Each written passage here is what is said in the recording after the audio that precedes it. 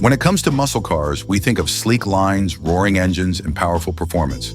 But then, some AMC muscle cars took bold to a whole new level with designs that were completely cringe and ugly. Join us in this video as we discuss 12 of the ugliest AMC muscle cars in history. Number 12, the 1971 AMC Matador. The AMC Matador sounds like a car you'd expect to take on anything. But looking at the 1971 Matador's front end, you'll wonder if you're being pranked.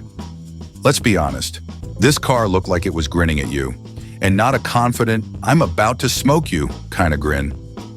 No, this is more like the awkward smile you give in a family photo when you don't really want to be there. Why did it look this way? Its oversized grille feature. It was as if AMC couldn't decide between giving it a standard grille or making it the car's primary feature. So they went with both. The result was a toothy look that's impossible to unsee, making it hard to take the Matador seriously as a muscle car. Under the hood, it had a 304 cubic inch V8 engine. Despite its engine, the Matador wasn't as powerful or agile as its competitors. It was more of a lumbering giant than a fierce contender, offering just enough power to get by, but not enough to impress anyone. In all fairness, the Matador tried to be different. Maybe that's why people still remember it, even if not for the reasons AMC intended. Think of it as that family member who shows up at Thanksgiving in an outfit from the 70s that everyone else has long since left behind. Sure, it's weird, but you kind of love them for the effort. Number 11, the 1974 AMC Matador Coupe. If the 1971 Matador had an identity crisis with its oversized grille, the 1974 AMC Matador Coupe was AMC's way of doubling down on design oddities. This time, AMC went all out with curves, giving the car an almost futuristic look. At least that was the intention. What they ended up with, however, was a vehicle that looked like it couldn't decide if it was a spaceship or a muscle car. With its rounded, bulging body, the 1974 Matador Coupe was unique, to say the least. Rather than sleek, it came across as bloated, almost puffy, which was nothing like the muscle car design most had fallen in love with. Now, if you can get past the styling, you might think, hey, at least it must have power, right? Well, not quite. While the Matador Coupe did offer a V8 option, the car's weight made it more of a cruiser than a sprinter. Acceleration wasn't as sharp as other muscle cars of the era, and handling was nothing to brag about either. It could move, sure, but it didn't exactly take corners with grace. This car wanted to look like a beast, but when it came to performance, it was more bark than bite. Some car lovers argue that AMC was trying to go European with the Matador Coupe, chasing a sleeker, more sophisticated style. But let's be real, this was no Aston Martin. It ended up looking like a fish out of water, a mix of almost elegant and confusingly bulky. If cars could talk, this one might say, "Hey, I tried all right." And maybe that's what makes it manageable, in a "we'll laugh about this later" kind of way. Number 10, the 1970 AMC Rebel Machine. The AMC Rebel Machine was supposed to be AMC's bold declaration of American muscle. And boy, did they commit. Painted in a red, white, and blue scheme that could be seen from miles away, it was like a giant rolling 4th of July parade on wheels. AMC wanted this car to be the poster child for patriotism, and it did, maybe a little too loudly. The styling was meant to be eye-catching, and it certainly was, but it came off as tacky. It's as if someone went overboard with the concept of stars and stripes. The Rebel Machine practically wore a flag on its hood, which would have been cool if it didn't look like someone's DIY weekend project. And that big hood scoop? Yeah, it was functional, but it also looked like a giant nose breathing heavily down the road. This car wasn't here to make friends. It was here to let everyone know AMC wasn't backing down, even if it meant being a little loud and proud about it. But what about the power? AMC wasn't entirely off the mark with this one.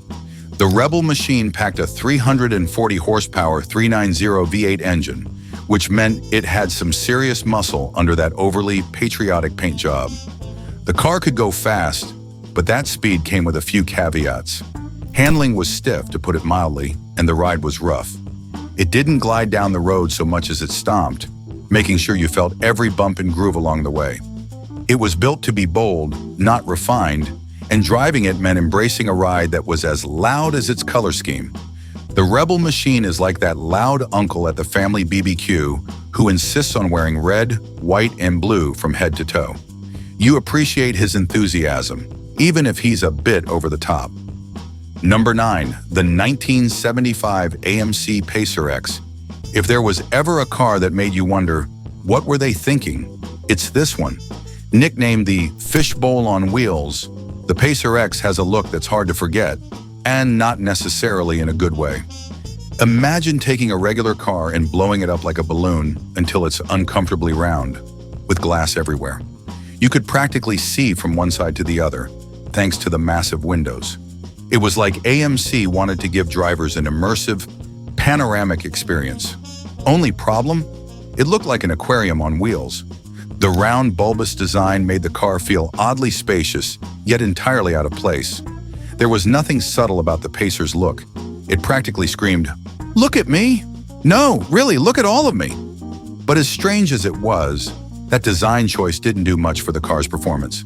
The Pacer X came with a 6-cylinder engine that offered about as much thrill as a lawnmower. Sure, you could get it moving, but it wasn't going to win any races. It had the body of a jelly bean, but the heart of a commuter car, making its place in the muscle car world somewhat questionable.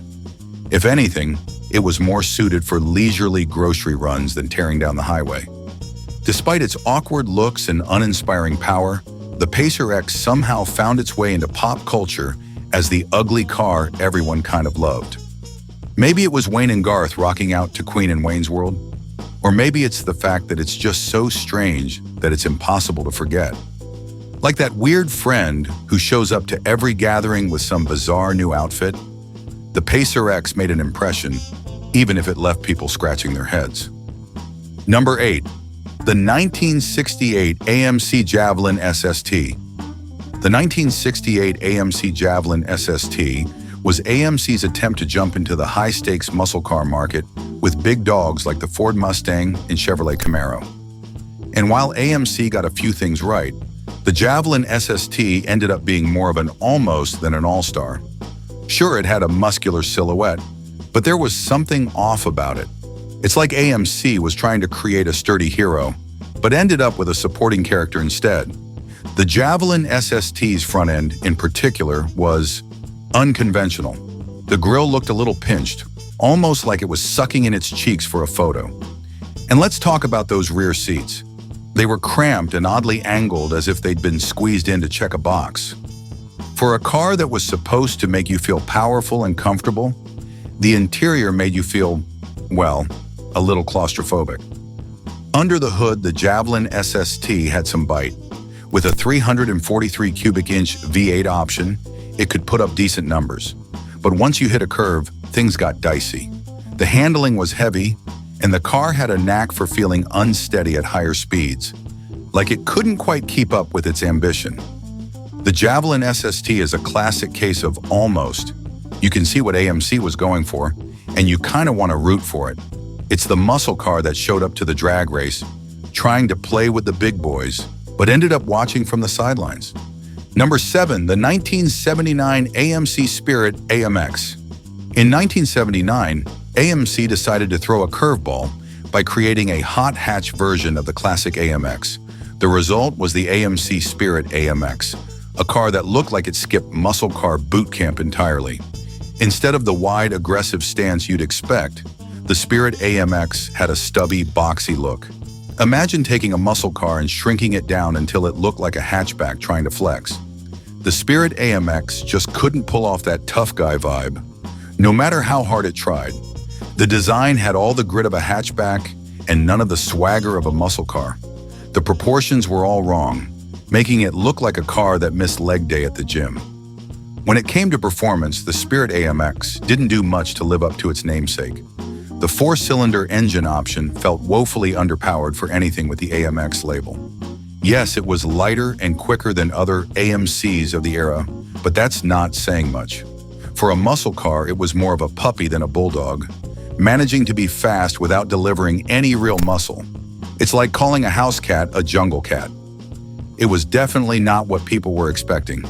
The Spirit AMX was the car equivalent of a Chihuahua wearing a spiked collar, trying so hard to look tough, but just a bit too small to pull it off. And yet, that's kind of what makes it unique. The Spirit AMX tried to be different, and even if it didn't nail the muscle car look, it's hard not to appreciate its strange ambition. Number 6. The 1977 AMC Hornet AMX. The 1977 AMC Hornet AMX was AMC's attempt to merge the Hornet, a practical, boxy compact, with the legendary AMX muscle vibe. The result? A car that looked more like it was ready for a high school parking lot than a drag strip. With its squat shape, the Hornet AMX didn't exactly exude muscle. The lines were sharp but not aggressive, and the whole design lacked the punch you'd expect from something with an AMX badge. The front end looked hesitant, almost as if the car itself wasn't sure it could pull off the look. It's like AMC took the AMX identity, washed it in cold water, and ended up with a skinny, softer version of its former self. And then there was the engine. Sure, it had a V8 option, but at best it delivered a mediocre performance. Instead of roaring down the street, it hummed along like it was more comfortable with errands than races. There's nothing wrong with that, of course, but when something's branded as an AMX, you expect a little more bite. The Hornet AMX wasn't slow, but it certainly wasn't fast enough to justify the AMX badge. Number 5. The 1968 AMC AMX. The 1968 AMC AMX was AMC's first true two-seater muscle car, and it had the right idea. Take the Javelin, remove the back seats, and crank up the strength. It sounds good in theory, but somehow the AMX ended up looking like the muscle car equivalent of a stretch limo. Its proportions felt slightly off, with a nose that went on, and a cabin that seemed like an afterthought. It was a bit like AMC couldn't decide between a sports car and a muscle car, so they just threw everything together and hoped for the best. The elongated hood was AMC's way of saying, "Look at this power," but the stretched out effect left the car looking strange, as if it were trying to impersonate a jet without wings. And while the front had a kind of rugged charm, the rear end felt squished, almost like AMC ran out of metal by the time they got there. It's a car that starts off serious in the front, only to lose interest halfway through. Underneath that extended hood, however, the AMX actually delivered on the performance front. It came with a beefy 390 V8 option that packed a punch, proving that it could keep up with its rivals on the road, if not in the looks department. The AMX was fast, no doubt about that, but its handling could be a bit tricky. It felt as if the car's elongated design worked against it, making it a bit of a handful to control. The 1968 AMX is like a superhero in an ill-fitting costume. It has the power and the intent, but the look doesn't quite match the character. It's the kind of car you want to root for because, despite its flaws, it tried to be bold. Sure, it might look like the muscle car equivalent of a giraffe, but it had heart, and that counts for something. Number 4, the 1980 AMC Eagle SX4. If there was ever a muscle car that couldn't make up its mind, it was the 1980 AMC Eagle SX4. AMC had a wild idea. Let's create a rugged four-wheel drive car that also has muscle car ambitions. Sounds interesting, right? But the result was a vehicle that seemed to be having a bit of an identity crisis. It looked like it was caught between an off-road warrior and city cruiser, leaving it stranded somewhere in the middle without really excelling at either. The Eagle SX4 was almost laughably heavy for its size, which didn't do its performance any favors. It sat high off the ground, looking ready to tackle rough terrain, but then the sporty stripes and hood scoop tried to convince you it was a muscle car. It's like AMC dressed this car up in hiking boots and a leather jacket, leaving it confused about whether it should be hitting the trails or the highway. Power-wise, the Eagle SX4 had all the grit of a compact SUV with a modest 258 cubic inch inline-six engine. It could run along well enough, but it wasn't winning any speed records and its handling was clunky. Combine that with a soft suspension designed for off-roading, and the car felt like it was perpetually trying to stabilize itself on an uneven surface. The Eagle SX4 could do a little bit of everything, but not particularly well. In the end, this car is like the jack of all trades who's not really great at any of them. It's got all the gear for an adventure, but none of the power or precision to back it up. The Eagle SX4 is the muscle car that wanted to have it all and ended up with an awkward blend of conflicting features. You can't help but respect its ambition, but it's hard not to chuckle at the execution. Number 3, the 1973 AMC Gremlin X. The AMC Gremlin X is, hands down, one of the strangest cars ever to wear a muscle badge. The Gremlin itself was already a peculiar little model with a stubby, chopped-off rear end that looked more like a practical joke than a serious car design. But then AMC went and slapped an X on it, threw in some racing stripes, and called it sporty. Suddenly, we had the Gremlin X, an oddball of oddballs.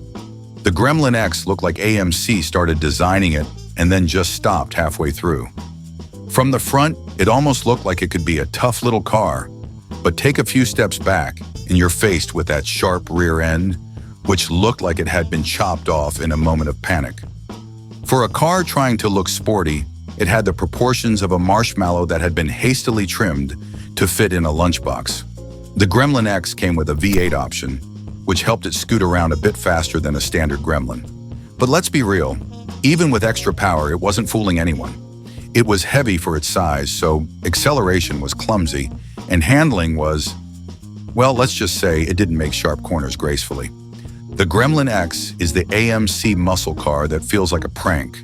It's a vehicle that practically dares you to take it seriously, but then winks at you as if to say, just kidding. It's one of those cars that makes you smile simply because it exists. Sure, it's weird and kind of ridiculous, but that's what gives it its own bizarre charm. Number 2, the 1974 AMC Ambassador. The 1974 AMC Ambassador was AMC's attempt to blend luxury and muscle, but this big, boxy sedan ended up looking more like a dad at a rock concert trying to fit in with the crowd. With its upright, no-nonsense shape, the Ambassador looked like it should be chauffeuring executives, not burning rubber. It was a heavy car with a conservative design, trying desperately to fit in with the fast and furious muscle car lineup. But let's face it, it was about as intimidating as a beige station wagon. AMC equipped the Ambassador with a 401 cubic inch V8 option, and while it could run, the weight of the car held it back from real muscle status. Handling felt more like you were steering a small boat than a car, and despite its power, the Ambassador wasn't exactly agile on its feet. It had the power to go fast, but felt reluctant to do so, as if it preferred smooth, leisurely cruises over quick takeoffs and tight turns. The Ambassador was AMC's well-dressed, but slightly out-of-place entry into the muscle car game. It's like the guest at a pool party who shows up in a three-piece suit, clearly dressed for something else, but determined to make it work. It's hard not to love the Ambassador for trying, though, even if it never quite pulled off the muscle look. Number 1, the 1978 AMC Concord AMX. The 1978 AMC Concord AMX is perhaps the least AMX of all the cars that wore the badge. AMC's original AMX models were two-seaters with attitude, built for the thrill of speed. The Concord AMX, on the other hand, was a squared-off, ultra-conservative box that seemed better suited for grocery runs than drag races.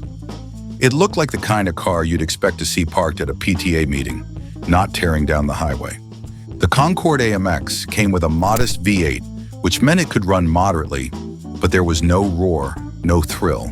The performance was about as exciting as the design, a car that seemed to have forgotten what AMX was supposed to stand for. It felt like AMC took the AMX nameplate and slapped it on the Concord as an afterthought, hoping a little AMX magic would transform a mild-mannered compact sedan into a fierce muscle car. Spoiler alert, it didn't. The Concord AMX is the muscle car equivalent of an accountant who suddenly decided to take up extreme sports. You applaud the effort, but you can't help feeling that it's just a bit forced. It was AMC's last-ditch effort to hold on to the AMX name, even if the spirit just wasn't there anymore. AMC may not have been known for producing the most beautiful or fearsome muscle cars, but they definitely created some memorable ones. From the overly patriotic Rebel Machine to the awkwardly squashed Gremlin X, each of these cars had a unique personality that's hard to forget. They may not have been the most successful or the most beautiful, But AMC's muscle cars had a charm all their own. They were underdogs with oddball designs, cars that dared to be different even when that meant risking a little ridicule. What do you think about some of these cars? Let us know in the comments below. If you enjoyed the video, don't forget to subscribe and like it. See you in the next one.